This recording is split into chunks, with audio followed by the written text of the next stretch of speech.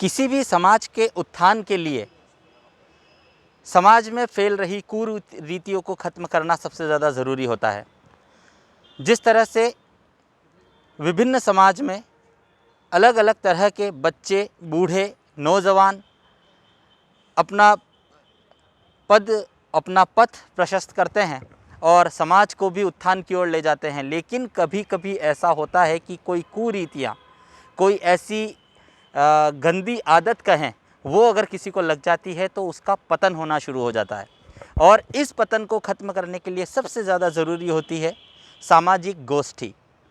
उदयपुर के Maharana Bhupal nobles college में एक इसी तरह की वैचारिक गोष्ठी रखी गई है, जिसमें समाज के उत्थान में बाधक बने तत्वों को किस तरह से ख़त्म किया जाए उस पर विचार किया जा रहा है।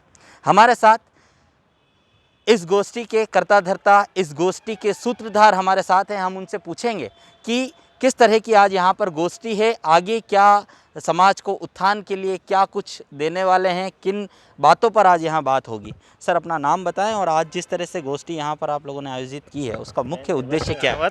मैं निर्भय सिंह राणावत कैलाशपुरी के पास रहता हूँ और 40 साल से इंदौर में था, लेकिन यहाँ समाज में 3 साल से एंट्री हुई और इधर उधर देखा शादी ब्याहों में जो शराब और बियर इस तरह से परोसी जाती है जो हर आदमी उसको मैनेज नहीं कर पाता। और धनाढ़ लोग तो अपने पैसों के बल पे मैनेज कर लेते हैं, लेकिन कम आय वाला उसकी होड़ में अपना सब कुछ गंवा देता है और वो गंवाने के बाद उसकी स्थिति ऐसी हो जाती है वो ना जीने में रहता ना मरने में रहता। उस कर्ज के मारे उसका स्वाभिमान भी ख़त्म हो जाता है। उस को देखते हुए हमारे मन में ये विचार आया कि इस प्रथा के खिलाफ़ आवाज़ उठाना चाहिए। आज से 3 साल पहले मैंने नाथद्वारा से इसको आवाज़ उठाई और समाज में संघर्ष करते करते 170 शादी हमने नाथद्वारा तहसील में बगैर शराब की करवा दी। और अब हम उदयपुर में आए हैं, यहाँ से पूरा मेवाड़ कवर होता है और हमारा ये उद्देश्य है कि यहाँ से अगर ये संदेश पहुँचा तो हमें आगे कार्य करने में बहुत इजीली होगा और ये कार्य जल्दी से जल्दी संपन्न होगा। और सरकार से भी और समाज से भी हम ये चाहते हैं कि नशे पे वे स्वयं भी प्रतिबंध लगाए और मानव जीवन को उत्कृष्ट होने के लिए तैयार करें। कहते हैं सर, नशा नाश का द्वार है और कहीं ना कहीं समाज में, अगर आपके कहने का मतलब ये है कि अगर समाज में नशा फैलता जाता है तो वो कहीं ना कहीं समाज का नाश करने लगता है और उसी को ख़त्म करने के लिए आज आप सब लोग एकत्रित हुए हैं। किस तरह से लोगों को कन्वेंस करेंगे, किस तरह से, क्योंकि आप अभी बता रहे हैं कि आप इतनी कई सारी शादियां हैं जो आप बिना शराब के, बिना नशे के आप करवा चुके हैं, क्योंकि शादी एक ऐसा उत्सव माना जाता है घर में कि बिना नशे के उसको करना थोड़ा सा मुश्किल होता है। कैसे कन्वेंस करते हैं लोगों को? लोगों को समझाते हैं, पहले गोष्ठी करते हैं। हम 5-7 लोग जाते हैं, 2 दिन पहले पूरे गांव को इकट्ठे करते हैं और उनसे ये तय करवाते हैं। पहले तो हम ये कहते हैं कि आप स्वयं उस टेबल पे नहीं बिराजें, लेकिन किसी को ऐसी लगता है तो उनको समझाते हैं। हम 10-20 लोग इकट्ठे होकर उनको लड़के वालों को समझाते हैं कि भाई आप बारात लेके जा रहे हैं, आप लड़की वालों को सुविधा दें कि वो शराब नहीं पुरुष है, तो वो वहीं से मना कर देते हैं लड़के वाले, तो लड़की वाले को सुविधा हो जाती है, लड़के वाले को सुविधा हो जाती है। कहते हैं कि जब किसी समाज में किसी चलन की शुरुआत होती है तो पहले वह आदत बनती है और उसके बाद वह प्रथा बन जाती है और प्रथाओं को ख़त्म करना बहुत मुश्किल होता है। उनमें कई सारी प्रथाएं समाज के हित के लिए होती है, लेकिन कई सारी प्रथाएं कुप्रथा बनकर सामने आती है जो समाज के नाश का कारण बनती है। हमारे साथ मैडम है जो इस कार्यक्रम की ब्रांड एम्बेसडर है और आज यहाँ इस वैचारिक गोष्ठी में लोगों को समझाने वाली हैं, उन्हें कन्वेंस करने वाली है कि नशे से दूर रहें, समाज के उत्थान के लिए अपना पूरा योगदान दें। मैडम, आपका शॉर्ट इंट्रोडक्शन के साथ बताएं किस तरह से आज लोगों से आप बात करने वाली हैं, क्या सोचती हैं? नमस्कार, मेरा नाम करिश्मा हाड़ा है। मैं इस निर्भया नशा मुक्ति केंद्र की ब्रांड एम्बेसडर हूँ। इसके साथ में जैसे बेटी बचाओ बेटी पढ़ाओ की भी ब्रांड एम्बेसडर हूँ। तो जैसे निर्भय सिंह जी ने फरमाया कि किस तरीके से समाज के अंदर कुरीतियाँ हो रही है, सब चीज़ें क्या है एक दूसरे के साथ इंटरकनेक्टेड है। शराब का नशा हो चाहे किसी भी चीज़ का नशा हो, आपके समाज के साथ साथ आपके परिवार का, आपके देश का पतन होता है। तो अब देश का पतन होगा तो देश उन्नति नहीं कर पाएगा, तो कहीं से तो आपको शुरुआत करनी पड़ेगी। इसका बीड़ा हमारे दाता हुक्म ने उठाया, निर्भय सिंह जी ने, और उठा के शुरुआत की नाथद्वारा से, जहाँ इन्होंने 125 से भी ज़्यादा लोगों की शादियाँ कराई जो कि परिवार सक्षम नहीं थे। उनको आज ये शादियाँ करवा के, शिक्षा दे के, जो भी इनसे हो पा रहा है, ये अकेले खड़े होकर इन्होंने किया। तो आज इनके साथ हम सब साथ खड़े हैं और मैं समाज से और सभी लोगों से मेरी ये विनती है कि आप सब लोग इस चीज़ में हम लोगों का साथ दें और इस चीज़ को आगे बढ़ाने में हमें अपनी तरफ से जो योगदान हो सके वो योगदान करें। आज की जो गोष्ठी है, आज का जो विचार है, वो इसी बात पे है कि हम समाज की इन कुरीतियों को जो चलती आ रही है ज़बरदस्ती की, उनको किस तरीके से हम हटा सकते हैं या फिर इनको किस तरीके से रोका जा सकता है, क्योंकि एक दिन में तो आप हटा नहीं सकते, इतने सालों से चली आ रही है, क्योंकि दबी हुई जड़ें हैं। अब जड़ तक जाने के लिए कहीं ना कहीं से आपको शुरुआत करनी पड़ेगी। तो आज की गोष्ठी जो इसी प्रकार से है कि हम बैठ के विचार विमर्श करें। जैसे पहले के ज़माने में एक लोग, बड़े बड़े लोग बैठा करते थे और विचार किया करते थे और अंत में उसका निष्कर्ष निकलता था। तो आज की भी गोष्ठी इसी प्रकार से है और इसका निष्कर्ष यही निकलेगा कि हमारा समाज आज नहीं तो कल अवश्य सुधरेगा। और मैं सभी से ये निवेदन करूंगी कि आप सब भी इसमें योगदान करें और आगे से आगे हमारे समाज को प्रगति करने में मदद करें।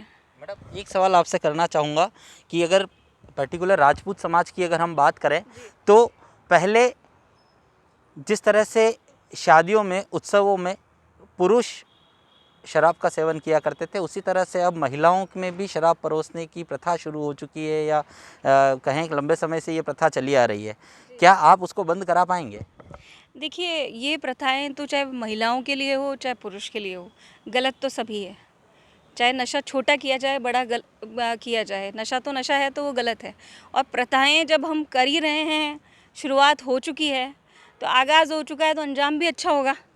तो चाहे वो महिला हो चाहे पुरुष हो, हम यहाँ कोई भेदभाव नहीं कर रहे हैं। जहाँ पे जो चीज़ गलत होगी हम लोग उसी चीज़ को आगे बढ़ाएंगे। मैडम, बेटी बचाओ बेटी पढ़ाओ की भी आप ब्रांड एम्बेसडर हैं और महिला सशक्तिकरण को लेकर आप क्या सोचती है? क्योंकि आज के समाज में अगर हम महिलाओं की भूमिका देखें तो पहले जिस समाज को पुरुष प्रधान देश कहा जाता था, जिस भारतवर्ष को पुरुष प्रधान देश कहा जाता था, वहीं महिलाएं अब पुरुषों से कंधे से कंधा मिलाकर चांद तक जाने को तैयार हैं। और ऐसे में कई सारे केस हम अपने भारतवर्ष में अभी इन दिनों में देख रहे हैं। महिला उत्पीड़न को लेकर सरकार द्वारा भी कई सारे कार्यक्रम चलाए जा रहे हैं। आप भी बेटी बचाओ बेटी पढ़ाओ की ब्रांड एम्बेसडर हैं। जो लोग कोख में महिलाओं को, भ्रूण को मार देते हैं, उन लोगों तक आप कैसे अप्रोच करेंगी, कैसे इस कैंपेन को आगे बढ़ा पाएंगे? जी, ऑलरेडी इस चीज़ की अप्रोच जारी है और महिलाएं चांद तक पहुंच चुकी है। कल्पना चावला का अगर आपने नाम सुना हो तो ऑलरेडी पहुंच चुकी हैं। तो महिलाएं ऑलरेडी वहाँ है। बस क्या है कि हमारे समाज को एक जागरूकता की और सही दिशा की ज़रूरत है, जो लोगों में नहीं है। लोगों को लगता है कि बेटियों को कोख में मार देने से ही मतलब समाज का उत्थान होगा, बेटियां कुछ नहीं कर सकती। तो ये रीतियां तो क्या, उन्होंने कहते हैं ना कि भेड़ चाल होती है। भेड़ें क्या करती हैं, एक सीधी सीधी जाएगी, कुएं में गिर जाएगी। तो भेड़ चाल से अलग तो शेर ही चलता है, समझ रहे हैं आप। तो उस चीज़ को अलग करने के लिए हम लोगों ने कई योजनाएं बनाई है। शुरुआत जैसलमेर से हो चुकी है, ठीक है। जैसलमेर से ऑलरेडी शुरुआत है। वहाँ हम कैंपेन लगाते हैं, परिवार को बुलाया जाता है, बिठा के समझाया जाता है और जिनके घर में ये सब चीज़ें, स्थितियाँ, परिस्थितियाँ बनी हुई हैं, हम जाके उनके साथ विचार विमर्श करते हैं, उन्हें जागरूक करते हैं और समस्या का समाधान करवाते हैं। और कोई बहुत ही क्रिटिकल सिचुएशन हो कि हाँ अब ये केस तो बिल्कुल ही उसके बाहर है, तो उसको उस हिसाब से ही हम हैंडल करते हैं। पर यह है, गलत अब नहीं होने देंगे। जितना होना था हो चुका। अब बेटियों को खुद को ही इतना सक्षम बनाया जा रहा है कि वो स्वयं अपनी लड़ाई खुद लड़ सकती हैं। इसीलिए तो उन्हें शिक्षा दी जा रही है, उन्हें जागरूक ज़्यादा से ज़्यादा बनाया जा रहा है। और सरकार भी, नरेंद्र मोदी जी भी, सब लोग बहुत मदद कर रहे हैं महिलाओं के लिए। कितनी सारी योजनाएं निकाल दी, इंदिरा गांधी योजना, आवास योजना, इतनी सारी योजनाएं महिलाओं के लिए ही तो है। तो आगे से आगे कहते हैं ना कि पढ़ेगा इंडिया तभी बढ़ेगा इंडिया। बिल्कुल। उदयपुर न्यूज़ भी आपकी इस मुहिम में आपके साथ है और आपको बता दें कि भ्रूण हत्या की यदि बात करें तो जहाँ तक मेरी जानकारी है उस अनुसार बताऊं कि पहले जब से भ्रूण हत्याएं होने लगी तब से शिक्षित वर्ग ने इस प्रथा को आगे बढ़ाया है। उसके पहले जब मुगलों ने यहाँ आक्रमण किया था तब असुरक्षा की भावना से बेटी पैदा होने के बाद मार दी जाती थी। लेकिन जैसे जैसे दो वर्ग डेवलप होते गए, शिक्षित और अशिक्षित वर्ग बेटियों को पैदा होने के बाद मारने लगा, लेकिन शिक्षित वर्ग विज्ञान के सहारे से बेटियों को भ्रूण में मारने लगा, कोख में मारने लगा। पहले बेटियों को असुरक्षा की भावना से मारा जाता था, लेकिन अब बेटियों को मारना सीधे तौर पे अपने स्वार्थ से जुड़ा है।